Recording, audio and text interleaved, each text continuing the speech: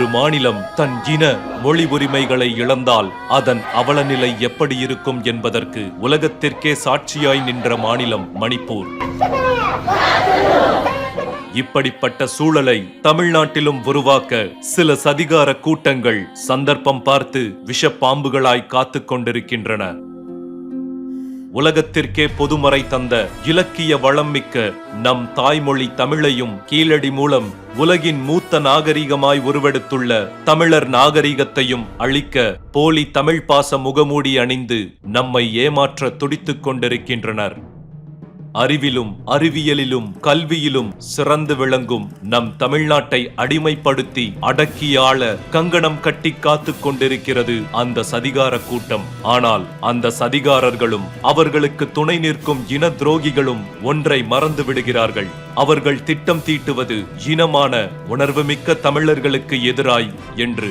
தமிழ் மண்ணுக்கும் மொழிக்கும் மானத்துக்கும் ஆபத்து வந்த போதெல்லாம் அணி திரண்டு போராடி எதிரியை ஓட ஓட விரட்டி அடித்த கூட்டம் மானத் தமிழர் கூட்டம்.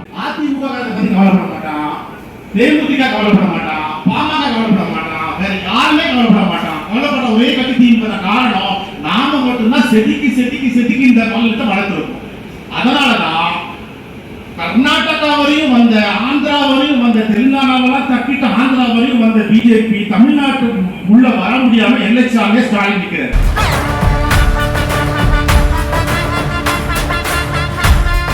அமித்ஷா வந்து 2 வாரத்துக்கு வருவார், வாரத்துக்கு வருவார், மண்டைய பிச்சுக்கிறார். இந்த தமிழ்நாட்டில் அப்படி என்னடா பண்ணி வச்சிருக்காங்க?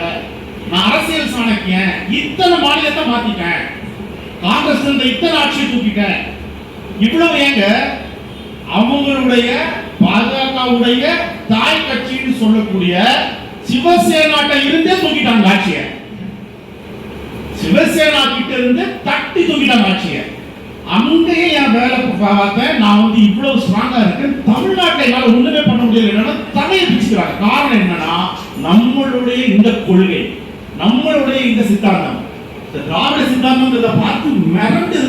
sticking to planning, settling for nothing less than a historic victory. Just isn't me to Tamil மண்ணுக்கும் மொழிக்கும் மானத்துக்கும் ஆபத்து வந்த போதெல்லாம் அணி திரண்டு போராடி எதிரியை ஓட ஓட விரட்டி அடித்த கூட்டம் மானத் தமிழர் கூட்டம். இப்போதும் நமக்கு வந்துள்ள ஆபத்தை விரட்டி அடிக்க ஓரணியில் தமிழ்நாடாய் திரள்வோம். ஓரணியில் தமிழ்நாடு, ஓரணியில் தமிழ்நாடு, ஓரணியில் தமிழ்நாடு, ஓரணியில் தமிழ்நாடு.